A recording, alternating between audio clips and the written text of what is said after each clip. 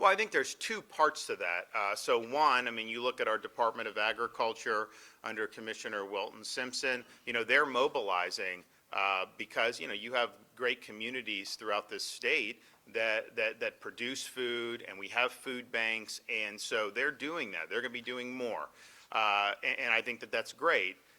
But the second part of that is I'm getting letters from Democrats saying you should declare an emergency and create your own SNAP when they're the ones that are filibustering SNAP.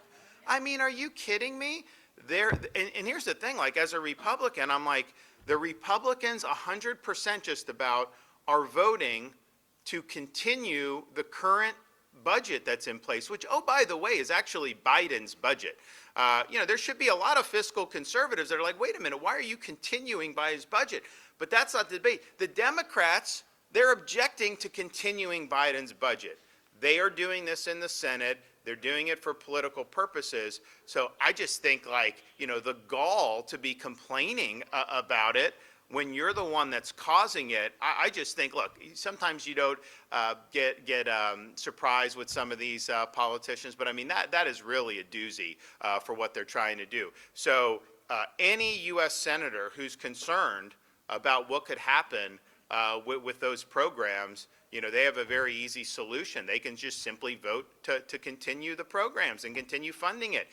You've had over 40 of them that have voted no when it came time to continue. So I know there's a lot of mobilization in Florida. I know that our Department of Agriculture is leading, and we're happy to support those efforts. But the idea that somehow the federal government, these Democrats are holding up the funding, and that the state of Florida should just all of a sudden create our own program to mimic it. First of all, we wouldn't be able to administer something. I mean, it would take a long time. So the easiest solution to it, if this is something you're concerned about, is that they should stop holding up the funding for the program, because I know it's been passed in the House, U.S. House, and I know the Senate has gotten a majority of vote to continue this for many, many times, but you just have kind of the rump caucus of the and what are they doing? They're trying to be relevant.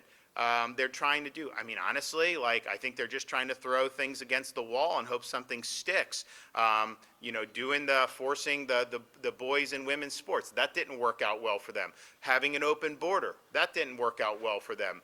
Increasing all the spending under Biden, which really helped fuel inflation, that didn't work out well for them. So I think they're trying to figure out, and I think they think that somehow this is going to end up helping them politically, but that's all it is a political game. It's not being driven by any real substance. And then they say, well, we want more COVID-era subsidies, which first of all don't even have anything to do with the actual budget. That's a supplementary thing, and so they're holding it up to try to play games on this other stuff, and I just think I think it's bad governance. So, but the state, I think, with with the agriculture and stuff, that there's definitely movement.